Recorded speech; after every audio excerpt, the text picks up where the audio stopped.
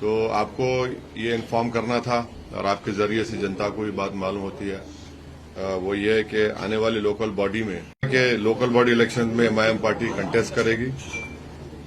6 municipal corporation में election लड़ेगी और तालुका पंचायत में 29 और जिला पंचायत में 28, माने टोटल हम लोग 539 हमारे कैंडिडेट्स रहेंगे।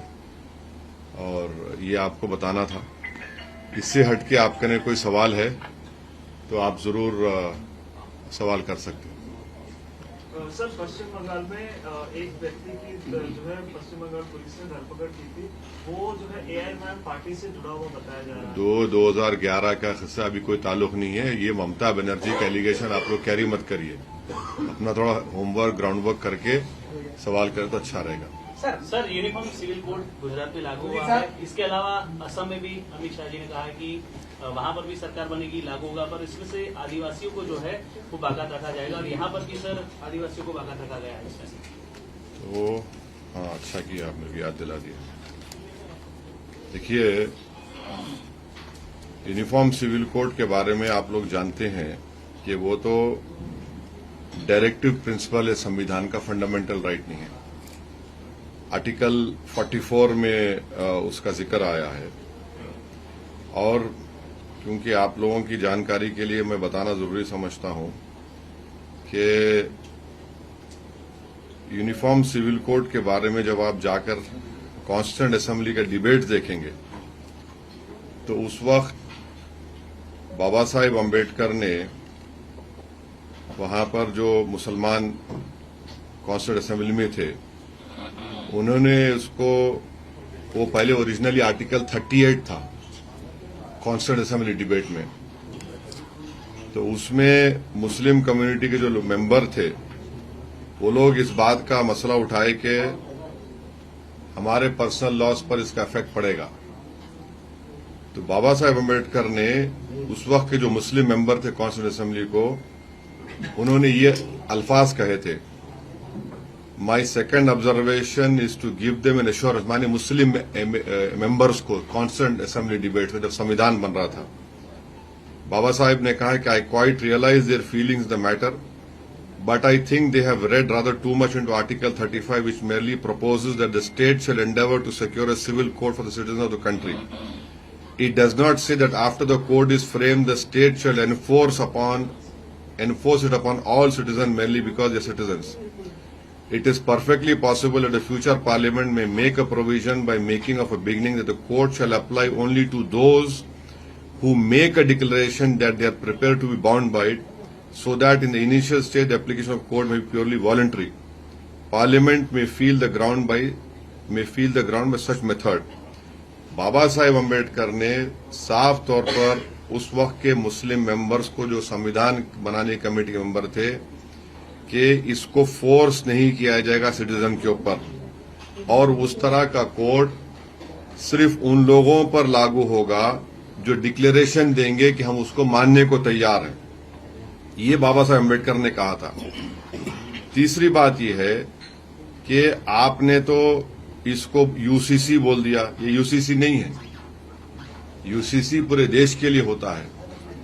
तो गुजरात में जो इसको बोला गया है गुजरात यूसीसी, इसको उन्होंने 7th शेड्यूल कंकरेंट लिस्ट में जो एंट्री 5 है उसके तहत इसको बनाया गया है। अब इसमें है क्या, ये उत्तराखंड का जो कोड बनाया गया था उसका कट एंड पेस्ट है, ये कंप्लीटली वो है। चौथी बात ये है कि ये रिपोर्ट आपके पास है क्या? रंजना देसाई की रिपोर्ट आप मीडिया के पास है क्या? किसी के पास है? आपके पास नहीं है।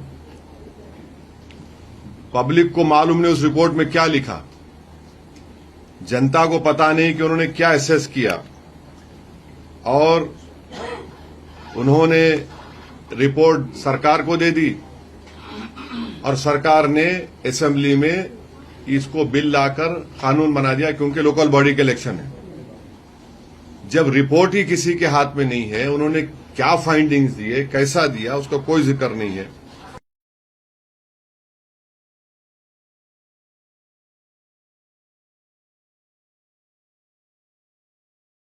डिवोर्स एक्ट है, हिंदू सक्सेशन एक्ट है, उसको पूरा लागू कर दिया आपने गुजरात के हर समुदाय के ऊपर सिवाय शेड्यूल्ड ट्राइब्स के ऊपर, जो गुजरात में करीब कितना 16% के करीब उनका 16% है ना, शेड्यूल्ड ट्राइब 16% के करीब उनका पॉपुलेशन है।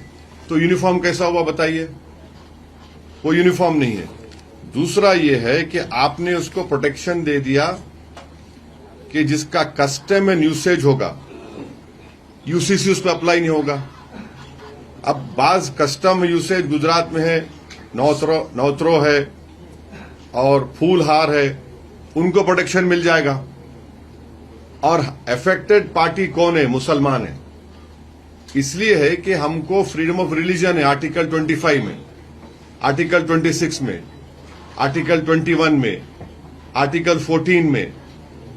आप उन सब का वायलेशन करके आप ये कह रहे हैं कि नहीं, ये जो हिंदू मैरिज एक्ट है, हिंदू सक्सेशन एक्ट है, वो मुसलमानों के ऊपर आप लागू कर रहे हैं, जो सरासर अनकॉन्स्टिट्यूशनल है।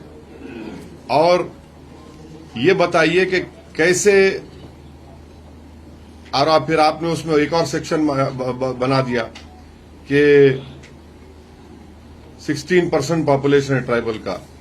उसमें आपने क्या बोल दिया उसमें कि मिसाल के तौर पर इस्लाम में एंसेस्ट्रल प्रॉपर्टी का कोई तस्वुर नहीं है, हिंदू धर्म में एंसेस्ट्रल प्रॉपर्टी का तस्वुर है, उसको एक्सेप्ट किया था, आप उसको मुसलमानों पे लागू कर रहे। चौथी बात यह है कि को पार्सनर प्रॉपर्टी में आपने बोल दिया कि चाइल्ड इन वूम। आपने डिवोर्स का मसला बना दिया कि नहीं, अब तलाक होगा ही नहीं, खुला भी नहीं होगा, मुबारात भी नहीं होंगे। अब किसी का शादी खत्म करना है मुसलमान को, तो उसको एडल्ट्री प्रूफ करना पड़ेगा, फिर उसको 6 महीने जुडिशियल सेपरेशन, फिर आपको एक्सेप्शनल सर्कमस्टेंसेस कोर्ट को दिखाना पड़ेगा। ये सब जो है ये हिंदू धर्म का हिस्सा है, इसको आप हम पे क्यों लगा रहे हैं? आप हिंदू धर्म का कानून आप हिंदू धर्म के मानने वालों पे लगाइए, बहुत अच्छा है। ये यूनिफॉर्म कहां है ये? और मैं किसी धर्म की चीजों को क्यों मानूंगा? मैं, ये तो मेरा आर्टिकल 25 का ग्रेव वायलेशन है। अच्छा, फिर आप बोलते कि लिव इन रिलेशनशिप हो सकता है, माने शादी का तो अब कोई शादी नहीं करके ऐसा ही किसी के साथ रहेगा, तो कहां गए मॉरल्स आरएसएस बीजेपी वालों के? इस्लाम में तो हम किसी गैर महरम औरत को या किसी गैर महरम औरत किसी मर्द को हाथ भी नहीं लगा सकती, हाथ भी नहीं लगा सकते। आप बोल रहे लिव इन रिलेशनशिप करो, कैसा करो? रजिस्ट्रेशन करा लो उसका, फिर टर्मिनेट करना है तो उसका टर्मिनेट का वो करा लो। ये क्या बात है? सैंक्टिटी ऑफ मैरिज तो खत्म हो गया ना। माने आप बगैर शादी करे किसी के भी साथ रह सकते हैं, आप अपने सेक्सुअल रिलेशनशिप कर सकते हैं आप, वो तो इस्लाम के धर्म के खिलाफ है, वो तो हो ही नहीं सकता। और फिर आप बोल रहे मेंटेनेंस एलिमनी होगा, वो भी हिंदू मैरिज डिवोर्स एक्ट के तहत होगा। फिर आप उसमें बोल रहे कि सक्सेशन होगा तो हिंदू धर्म के मुताबिक होगा। इस्लाम में क्या है, अगर मेरे पास एक बेटा एक बेटी है, मैं उसका एक शेयर हिस्सा है, मैं 1/3 अपनी प्रॉपर्टी किसी को नहीं दे सकता। मैं 1/3 प्रॉपर्टी किसी को दे ही नहीं सकता मैं।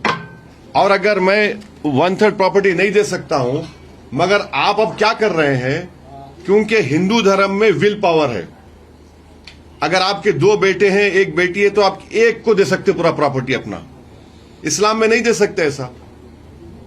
तो ये कौन सा इंसाफ कर रहे बदो आप बोल रहे जेंडर जस्टिस, कहां का जेंडर जस्टिस हो रहा है? विल पावर से कोई भी अपना पूरा प्रॉपर्टी एक औलाद को दे सकता है, ये कहां जेंडर जस्टिस है? अब लोग बोलेंगे कि हाँ मैंने अपनी बेटी की शादी किया, उसमें खर्चा हो गया, उसका हिस्सा नहीं होगा। अरे भाई इस्लाम में तो ऐसा अलाउड नहीं है ना, इस्लाम में तो देना ही पड़ेगा। और भाई जेंडर, अरे भाई ये बताओ, इस्लाम में पहला धर्म था पूरी दुनिया में जिसने बेटी को अपने बाप की जायदाद में हिस्सा दिया। दुनिया का पहला धर्म है ये। कोई धर्म ऐसा नहीं बोलता जो इस्लाम धर्म बोला। अब बोलते ने बेटी को आधा नहीं मिलता। अरे बेटी को बाप की जायदाद में भी हिस्सा मिलता है, शौहर की जायदाद में भी हिस्सा मिलता है, अगर भाई का नहीं रहा उसमें भी मिलता। माने देयर आर 32 वेज वेर इन, माने उससे ज्यादा भी है जो महिला को हिस्सा मिलता है। आपने विल पावर लिख दिया, तो विल पावर के जरिए से तो आपने तो सबका नुकसान कर दिया। अब कहां जेंडर जस्टिस होगा बताइए? जेंडर जस्टिस होगा ही नहीं। और ये प्रॉपर्टी राइट्स जो इस्लाम में है उसको आप ये बोलते हैं कि जेंडर बायस, नहीं, जेंडर बायस नहीं है उसमें, बिल्कुल जेंडर बायस नहीं है।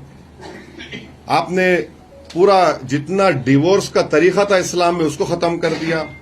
और आप ये बोल रहे हैं कि अगर इस कानून को कोई के बरखिलाफ काम करेगा तो उसको फाइन भी मिलेगा और उसकी जेल भी होगी।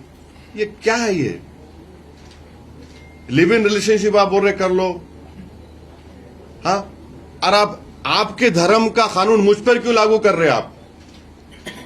ये इंसाफ है क्या बताइए आप? यूनिफॉर्मिटी है ही नहीं इसमें। आपके धर्म के लिए अच्छा है, बहुत अच्छा है, उस पर चलिए, हमारा कोई इतराज नहीं है। मगर आप कैसा बोलेंगे कि आपके धर्म के लिए अच्छा है, मेरे लिए अच्छा होगा? आप तो माने आप पूरा इसको Hindu code, marriage act, Hindu divorce act, Hindu succession act को आप सब पे लागू कर रहे हैं और 16% ट्राइबल को आप उसमें एक्सक्लूड कर दिए और जिसका कस्टम एंड यूसेज है उसको भी आप एक्सक्लूड कर दिए। तो ये सरासर गलत है, ये फंडामेंटल राइट्स का वायलेशन है। ये बीजेपी की जो नफरत की आइडियोलॉजी है माइनॉरिटीज के ताल्लुक से, इसका खुला सबूत है। और उत्तराखंड में जो है कट एंड पेस्ट जो Hindu marriage act, succession act में, उसको आप यहां पर लागू कर दिए। तीसरी बात यह है कि यूसीसी के ताल्लुक से इंडियन सक्सेशन एक्ट है, सेकुलर एक्ट है, आप अपना लो उसको। एडॉप्शन एक्ट है, अपना लो उसको आप। स्पेशल मैरिज एक्ट है, अपना लो उसको आप। मगर आप उसको छोड़ दे के ये सब चीजों को आप लेके मुसलमानों पे लगा रहे। मकसद एक ही है कि मुसलमान अपनी रिलीजियस आइडेंटिटी को खत्म कर दें, उनका कोई रिलीजन से ताल्लुक ना हो। अरे भाई, मेरी शादी आग के 7 फेरों से या फूल माला से शादी नहीं होती मेरे पास, क्योंकि कुरान में लिखा गया है कि खुतबा होगा, विटनेस होगा, उसके बाद मियां बीवी हस्बैंड एंड वाइफ बनते हो लोग। आप उसको भी खत्म कर देना चाहते हैं। तो सरासर ये जुल्म है, नाइंसाफी है। और हमको पूरा यकीन है कि हम जब कोर्ट में इसको चैलेंज करेंगे, हमको कोर्ट से उम्मीद है कि कोर्ट इंसाफ करेगा, क्योंकि ये आर्टिकल 21 का, 25 का, 26 का, 29 का ग्रेव वायलेशन है। और कहां यूनिफॉर्मिटी है? आप ट्राइबल्स को छोड़ दे रहे हैं और आप कस्टम एंड यूसेज के नाम पे उसको छोड़ दे रहे हैं। विल पावर आप देकर बोल रहे हैं कि भाई अब कोई मुसलमान भी अपनी बेटी को नहीं देगा, वो किसी को बेटे को दे देगा आपने। बल्कि विल पावर में ऐसा भी है कि बेटा बेटी को छोड़ के कोई घर के नौकर को भी दे सकता है। मैं घर का नौकर था, मैं नौकर दे दूंगा, बेटा बेटी कहां जाएंगे? नहीं, विल पावर है। ये जस्टिस तो नहीं हुआ ना। तो ये हमारा इस यूसीसी के बिल के ऊपर बोलना था। अब आपका एक और क्वेश्चन होगा, अगर आप इजाजत दिए तो वही बोल देता हूं मैं। ये आपका है डिस्टर्ब एरियाज एक्ट, वही बोलूं या आपको नहीं पूछना है? हाँ हाँ, नहीं, मैं खत्म कर रहा हूं। चाचा, मैं आपके पास आऊंगा। नहीं, बिल्कुल पूछिए आप, आपको पूरा सवाल पूछने का, मेरे को जवाब देने का पूरा हक है। तो डिस्टर्ब एरियाज एक्ट के बोलता हूं मैं आपको। ये डिस्टर्ब एरियाज एक्ट में आप क्रोनोलॉजी समझिए, क्योंकि क्रोनोलॉजी का वर्ड अमित शाह उसको बहुत पॉपुलर किए थे। तो क्रोनोलॉजी ये है कि 1986 में डिस्टर्ब एरियाज एक्ट बनाया गया। क्योंकि उस वक्त राइट्स थे और डिस्टर्बेंस एक्ट बनाया गया कि डिस्ट्रेस सेल रोकने के लिए। फिर 1991 में राम मंदिर बाबरी मस्जिद का इशू उरूज पे था, तो उसको फिर लागू किया गया। उस वक्त क्या बोला गया कि कलेक्टर से परमिशन लेना सेल करने से पहले, और उसमें दो कंडीशन थे, फ्री कंसेंट और रीजनेबल सेल प्राइस होना चाहिए 1991 में। 1995 से बीजेपी की सरकार आ गई, तो अब उस वक्त से परमिशन देना या नहीं देने का जो कलेक्टर के पास था वो रिलीजियस ग्राउंड्स पे शुरू हो गया कि public law and order disturb होगा, डिनाई करेंगे। फिर 1996 में हाई कोर्ट ने क्लैरिफाई किया कि अगर फ्री कंसेंट है और रीजनेबल वैल्यू है तो collector has no jurisdiction to further consider any other issue,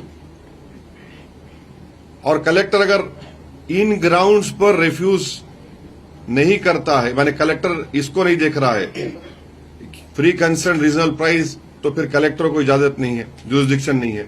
2002 में क्या हुआ कि हाई कोर्ट ने यह भी हेल्ड किया कि any third party interested other than the seller and the buyer would have no locus standi और authority to object to the transaction, hence the neighbours were precluded. माने अगर कोई पड़ोसी बोलेगा दो आप बेच रहे मैं खरीद रहा हूं, पड़ोसी को अख्तियार नहीं उस पर ऑब्जेक्ट करने का, 2002 का हाईकोर्ट का ऑर्डर है। 2010 में फिर हाईकोर्ट ने थर्ड पार्टी के ऑब्जेक्शन को डिसमिस कर दिया। एक हिंदू हित रक्षक समिति थी, उनका ऑब्जेक्शन रिजेक्ट कर दिया, मगर इसका मिसयूज चलता गया। फिर 2020 में फिर से हाईकोर्ट ने having considered the earlier judgements, फिर से हाईकोर्ट ने रिटेरेट किया कि फ्री कंसेंट होना चाहिए और reasonable value should be considered while granting rejecting application under disturb areas act. फिर थर्ड पार्टी का ऑब्जेक्शन उन्होंने खारिज कर दिया हाईकोर्ट ने। ऐसा सिमिलर रहा। अब 2020 में ये इनके हाईकोर्ट की जजमेंट पसंद नहीं आई बीजेपी सरकार को, उन्होंने एक अमेंडमेंट किया, क्या उसको फिर हाईकोर्ट में चैलेंज किया गया, और उसको क्या हुआ, ये अमेंडमेंट को स्टे मिल गया था। तो 2026 में बीजेपी की सरकार ने एक नया उसमें शगुफा छोड़ दिया कि एग्रीव पर्सन होगा। अरे भाई, एग्रीव पर्सन तो अब कोई भी हो जाएगा, अब तो सिर्फ मुसलमान नहीं है। मिसाल के तौर पर कोई रूलिंग पार्टी के आदमी को हफ्ता नहीं मिला तो बोलो मैं एग्रीव पर्सन हो गया।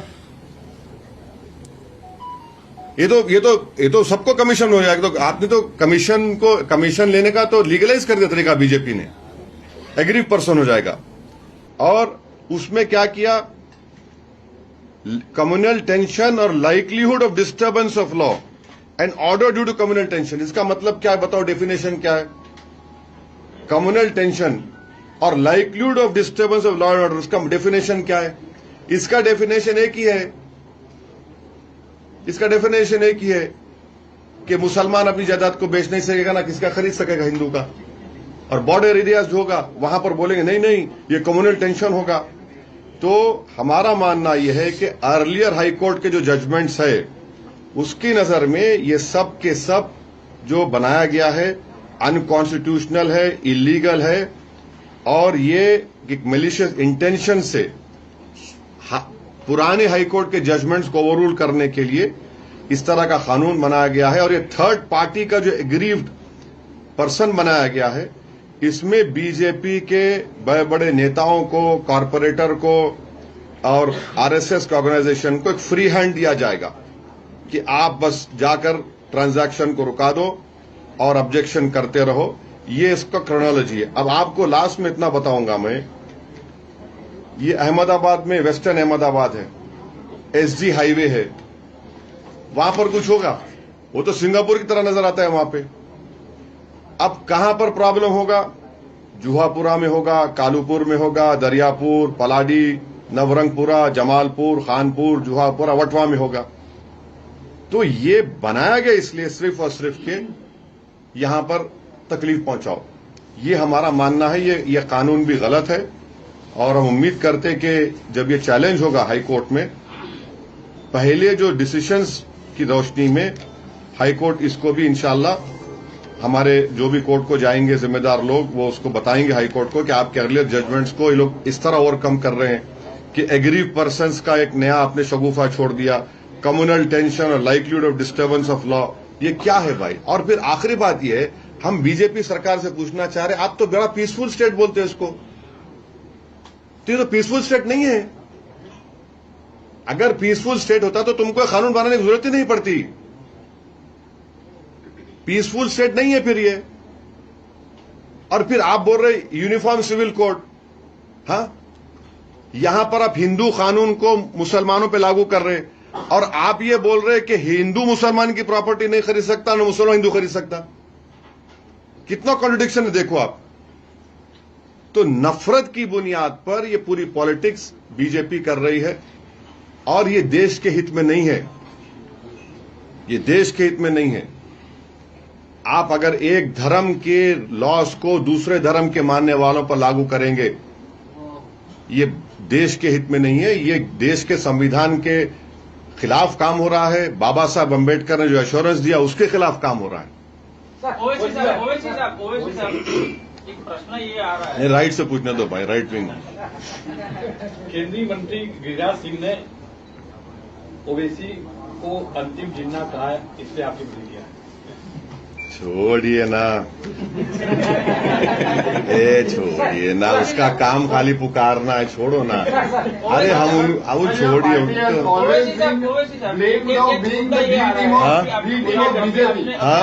आपकी पार्टी को हमेशा ब्लेम किया जाता है कि आप बीजेपी की बी टीम हो, तो are you considering of working with the India alliance? No, your question, your are you B team of BJP? I am the original M team. I am the original M team. इसका मुस्लिम minority मत निकालिए, marginalise section का team हूं मैं। सुन, अब देखो, या तो आप कांग्रेस के बोल दो मेरे को, नहीं है ना आप, है क्या, है या नहीं है?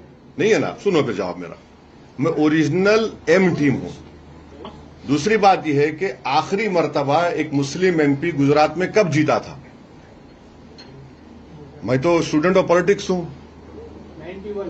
84 चाचा, 84 अहमद पटेल, लोकसभा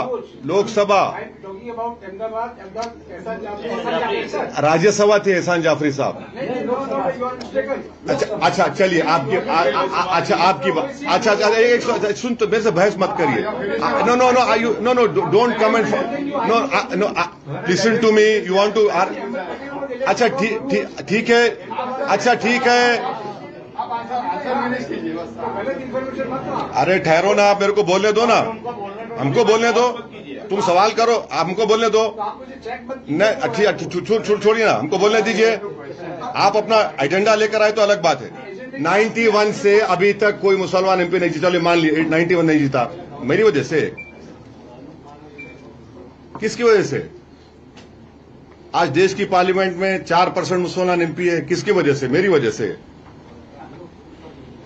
आसाम की मिसाल ले लो आप, 50 एमएलए कांग्रेस के बीजेपी में चले गए, 50। अभी मुख्यमंत्री कांग्रेस के एमपी थे, रिजाइन करके चले गए, उनका प्रेसिडेंट चला गया, मेरी वजह से। नहीं, मेरे पे डालना चाह रहे तो मेरे लिए बैच ऑफ ऑनर है, मेरे को इतराज नहीं है, मगर हकीकत कुछ और है। अब ये जो यूसीसी का बिल है, कांग्रेस क्यों ने डिवीजन का मुतालबा किया असेंबली में? उत्तराखंड में वॉइस वोट में कांग्रेस भी शामिल है। अनलॉफुल एक्टिविटीज प्रिवेंशन एक्ट जाकर उठाकर देख लो, 2019 में अमित शाह ने उसको और खराब किया, कांग्रेस सपोर्ट की, मैं इम्तियाज जलील अपोज किए, डिवीजन कराए हम लोग। ओम बिरला साहब स्पीकर थे, वो बोले कि ओवैसी तुम अमेंडमेंट मूव करेंगे, तुम दो ही है। मैं सर अल्लाह है मेरे साथ।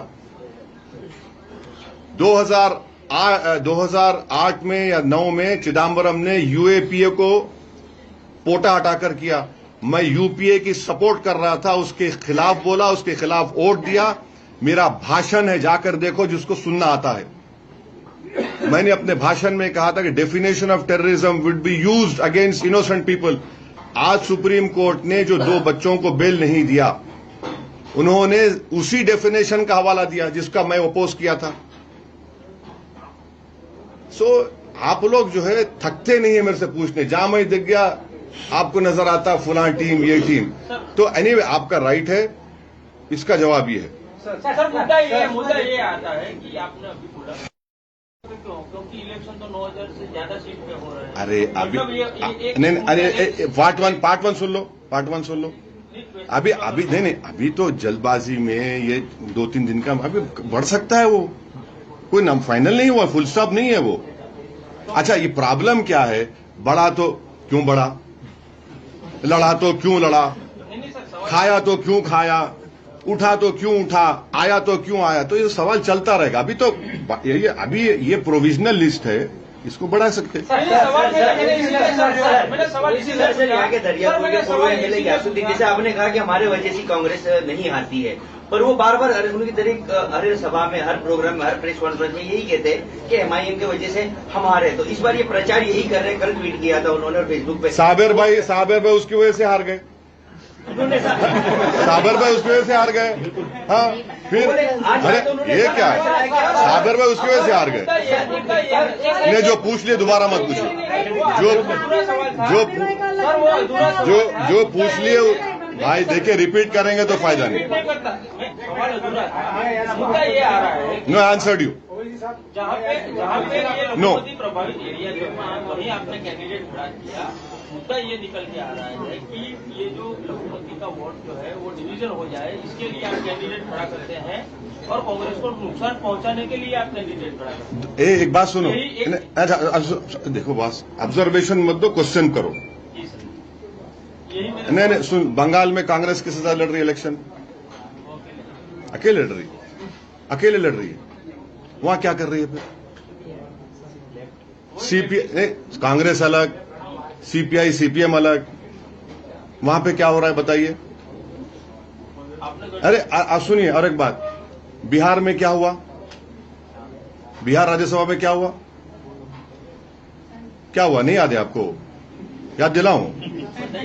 अरे आपको सब याद है, आप जहीन आदमी है। सुन लिए, 5 एमएलए हमारे बिहार में थे, 5 एमएलए हमारे बिहार में थे। हमने कांग्रेस के 6, तेजस्वी यादव ने हमारा अख्तर अली ईमान से मिला के सपोर्ट करो, पहला तुम लोग डिसाइड करो, सपोर्ट करो, सपोर्ट किए। 6 में कांग्रेस के 3 गायब, आरजेडी का 1 गायब। मैं क्या पढ़ के फूका था बोल के है? हैदराबाद में जुबली हिल्स का बाई इलेक्शन हुआ, नवीन यादव हम सपोर्ट करें, वो जीता। वाइस प्रेसिडेंट ऑफ इंडिया का इलेक्शन हुआ, मैं 1 एमपी, कोई कांग्रेस का सीनियर लीडर मुझसे बात नहीं किया। हमारा चीफ मिनिस्टर मुझसे 2 मरतबा बात किए, रेवंत रेड्डी, मैं उनका शुक्रिया अदा करता हूं। हम सपोर्ट किए, क्या थे?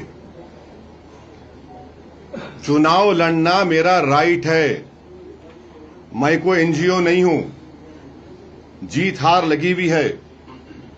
आप 3 मरतबा नरेंद्र मोदी को देश का प्रधानमंत्री आप बना दिए। कितने सीट लड़ती है कांग्रेस पार्टी भाई? 400-500 लड़ते हैं ना, आप तो हरा ही नहीं पा रहे उनको। और बीजेपी के सत्ता में आने के बाद जितने कानून बनाए गए, उसको कांग्रेस वाले का घर टूटा क्या? किसके घर पे बुलडोजर लग रहा? किसको गोली मारी जा रही? किसके हिजाब पे सवाल उठ रहा? किसकी मस्जिद नहीं है बोला जा रहा है? अफेक्टेड विक्टिम तो हम हैं, और आप हमको बोल रहे हैं कि हमारी वजह से हो रहा है। मेरे को समझ में नहीं आ रहा है इसमें क्या विजडम है। प्रूफ तो ये है। एक साथ 3-4 सवाल पूछ रहा हूं। 3-4 नहीं, एक ही सवाल। एक नहीं, अभी 10 मिनट में खत्म हो जाएगा प्रेस कॉन्फ्रेंस। हाँ। सर बोटाद के अंदर आर्यन मुल्तानी किसमें?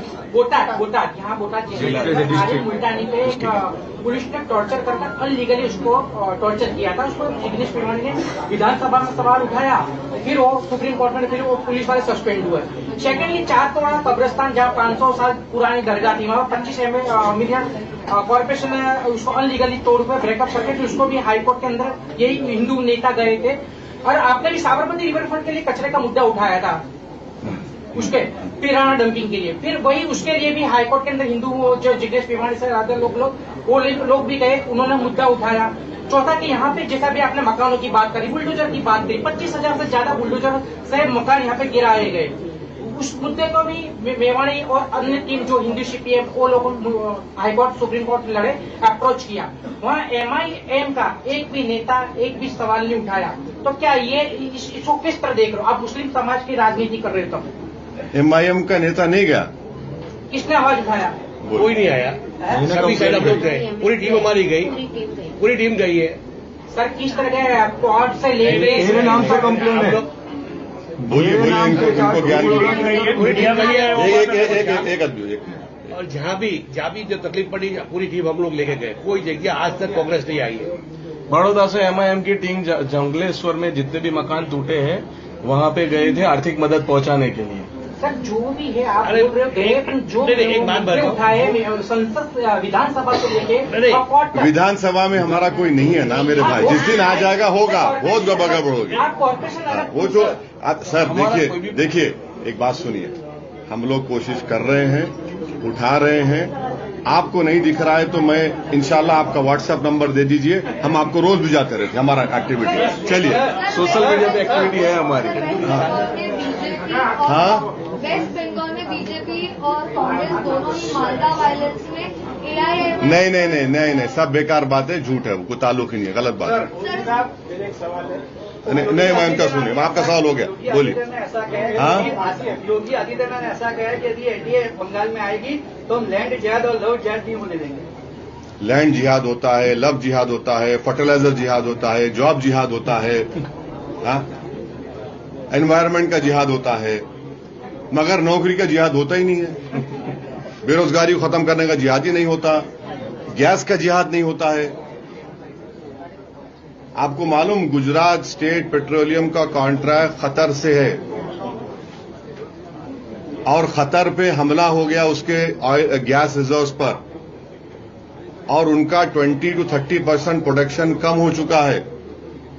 स्ट्रेट ऑफ हॉर्मुज से हमारे कश्ती आ रहा है तो दोस्त है बोल के ईरान बोल रहा है, मगर 18 करोड़ रुपए टोल टैक्स लेकर छोड़ रहा है।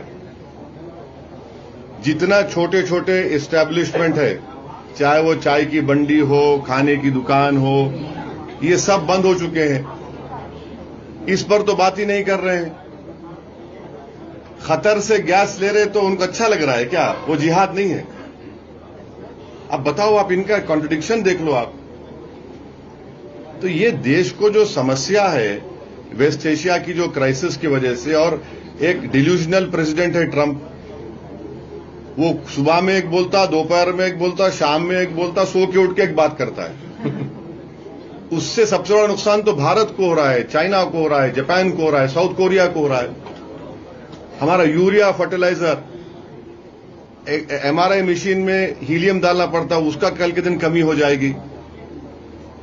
जो रमजान में पोर्ट से फ्रूट्स जाते थे वो नहीं जा पाया।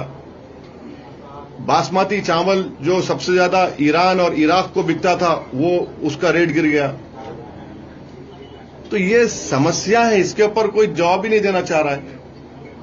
इनको सिर्फ लगा है जी हाँ, वो लोग बोल दो, ये बोल दो, ये काम है इनका। ओवैसी साहब, पवन खेड़ा ने आज कहा है कि ओवैसी साहब को ये देखना चाहिए कि असम में बीजेपी अहम पार्टी है, लेकिन ओवैसी साहब वहां जाकर कांग्रेस पर ही निशाना साध रहे हैं।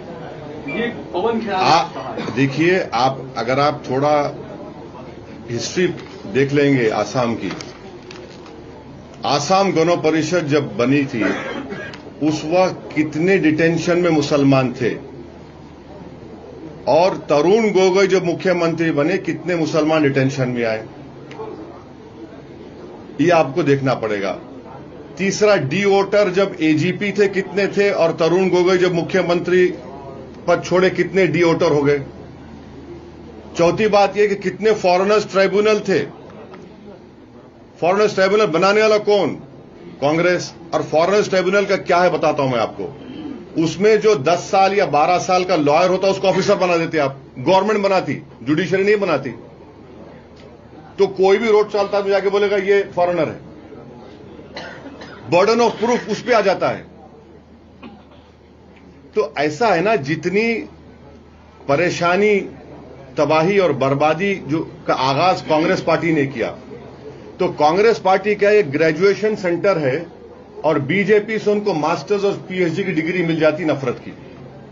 तो जो काम कांग्रेस ने शुरू किया, अच्छा अब ये जो 50,000 मुसलमानों को बेघर किया गया आसाम में, पूछिए कांग्रेस पार्टी से कि लैंड ग्रैबिंग एक्ट का वो मिनिस्टर कौन था? रकीबुल साहब थे, जो आप एमपी हैं डुबरी के। वही कानून का इस्तेमाल हो रहा है अभी। एनआरसी जब हुआ, लेट तरुण गोगोई साहब टुक प्राइड इन एनआरसी, और एनआरसी में 2 सेक्शन थे, ओरिजिनल ऑक्यूपेंट इनहेबिटेंट और नॉन ओरिजिनल। नॉन ओरिजिनल में मुसलमानों को डाला, कांग्रेस ने डाला उसको। और एक बात बोलता हूं, कांग्रेस की पार्टी में एक गोगोई साहब हैं, नॉट गौरव गोगोई, नॉट अखिल गोगोई, दूसरा गोगोई है। जब एनआरसी की लिस्ट आई थी, उस शख्स ने मुसलमानों के 20 लाख नामों को डाला कि ये सिटीजन नहीं है, वो कांग्रेस का एलाइज है अभी। वो जानते नहीं है ना हिस्ट्री को। जानकर भी अगर खामोश होना चाह रहे तो उसका इलाज मेरे पास नहीं है। अच्छा, इतना सब जो एविक्शन हुआ 50,000 लोगों का, कहां थे भाई? वही बदरुद्दीन अजमल थे, लड़ रहे थे। और बदरुद्दीन अजमल तो सुप्रीम कोर्ट में कई केसेस डाले, आज भी केसेस चल रहे हैं। तो ये चीज है जो उनको एक्सेप्ट करना पड़ेगा। और आप बोलते ही नहीं है, आपके मुंह में दही जम जाता है। तो इसलिए आपके सवाल का जवाब ये है। आप चेक कर सकते, जितना मैं बोला हूं आप चेक कर लीजिए, आपको सच्चाई मालूम हो जाएगी। सर, मुंबई के शिवसेना के और हेमंत बिस्वा शर्मा के काम पे वोट मिलेंगे हमको। अरे छोड़ो ना, उनका क्या बोलना है, उनको छोड़ो ना। सर, इलेक्शन कमीशन की गाइडलाइन होती है, जब चुनाव हो तो भड़काऊ भाषण के ऐसी चीजें ना बोली जाए एक समुदाय को लेकर दूसरे समुदाय। तो भी कितने जो अभी चीफ मिनिस्टर हो के ऐसे पद पर रहे लोग भी इस तरह के घृणास्पद भाषण देते हैं, जिससे दूसरे यानी वोट प्रभावित हो। तो इलेक्शन कमीशन की भूमिका आप इलेक्शन के टाइम पर किस तरह देखते हैं? फिर कोई एक्शन होता नहीं है, खाली प्रेस कॉन्फ्रेंस के दौरान खाली बातें होती है कि हम ये एक्शन लेंगे, हम ये एक्शन लेंगे। तो क्या ये मेरा मानना यह है कि मॉडल कोड ऑफ कंडक्ट का वायलेशन नहीं होना चाहिए। उसके स्पिरिट को समझने की जरूरत है, और अगर कोई उसका वायलेशन करता है तो इलेक्शन कमीशन को उसका नोटिस लेना चाहिए। शायद आप ये पूछना चाह रहे थे कि प्रधानमंत्री ने राजस्थान में 2024 के चुनाव में कहा था कि किसका मंगलसूत्र छीन लिया जाएगा, गाय और भैंस छीन लिया जाएगा। तो ये भी एक है। तो आपकी बात सही है, मैं आपसे एग्री करता हूं। सर, जो सरकार है उसमें हेमंत विश्वास ने अभी जो एक कम्युनिटी को टारगेट करके जो किया, तो that should have been taken as suo motu cognizance by the Supreme Court, but it has No, you are wrong. You are wrong. You don't know. Mr. Badruddin Ajmal had gone to the Honorable Supreme Court. The Supreme Court has given an order. I can show you also. उसमें supreme court ने एक order दिया है कि अगर कोई forest land पर है तो उनको ऑल्टरनेट जगह दिया जाए। और हाँ, वो केस आपको बोल देता हूं ताकि आप चेक कर सके। हाँ, वो केस है बदरुद्दीन अजमल साहब डाले, Jamaluddin versus Union of India. Honourable justice Ghatnam और श्री नरसिम्हा और honourable justice Atul C Chandurkar का ये अभी पेंडिंग भी है। यहां पर अगर फॉरेस्ट लैंड पर नहीं है, डिस्टर्ब मत करो। होता क्या है, आसाम में फ्लड्स आते, फ्लड्स आने के बाद जो गरीब लोग होते हैं, चौर बोलते, अपने यहां से किसी और जगह पे जाकर रहना शुरू करते हैं। ये भी मसला कांग्रेस पार्टी का है। कैसा है बताता हूं। जब फ्लड आया मैं दूसरी जगह चलेगा तो मेरे को पट्टा सर्टिफिकेट देना चाहिए, डिस्प्लेसमेंट सर्टिफिकेट देना चाहिए, रिलीफ कुछ नहीं। तो ये सब वहां से शुरू होता है। ये ऑर्डर है सुप्रीम कोर्ट का जिसको सुन नहीं रही सरकार, तो उसके I was talking about that Hemanta Biswas was pointing a gun at. Yes, it is wrong. Yes, it is wrong. It is wrong. Later he disowned that video. No, later he disowned that video. बल्कि वो तो ये कह रहे हैं कि मैं जीना मुश्किल कर दूंगा, मैं उनका सियासी हड्डी तोड़ा हूं, अब उनकी कमर की हड्डी तोड़ दूंगा, मदनी साहब को जाना है वहां चल, मैं भिजा दूंगा वहां पर। तो सब बातें कर रहे हैं वो। सर यूजीसी पे स्टैंड क्या है एमआईएम? यूजीसी रेगुलेशन के ऊपर, यूजीसी ग्रांट ऑफ परमिशन हाँ वो बिल्कुल दलितों को प्रोटेक्शन मिलना चाहिए। अच्छा हाँ, अच्छा, यानी सवर्ण को वो कुछ नहीं है, यानी उसको सवर्ण अपराधी है नहीं, डिस्क्रिमिनेशन किससे होती? डिस्क्रिमिनेशन की बात नहीं। देखिए आपको डिबेट करना है, टाइम बोलो, जगह बोलो, आता हूं। आप जर्नलिस्ट के साथ बात करें, मेरा जवाब सुनो। आपको नहीं देखिए, you are debating with me, you have all the right, but here I am doing a press conference, you ask me a question, I will give you reply. You want debate with me, show me the place and time, I will come and debate with you, I'll come and debate with you. But if you were asking me this question, why did that UGC regulation was taken back? No, नहीं, discrimination में फर्क होता है, dignity का सवाल आता है।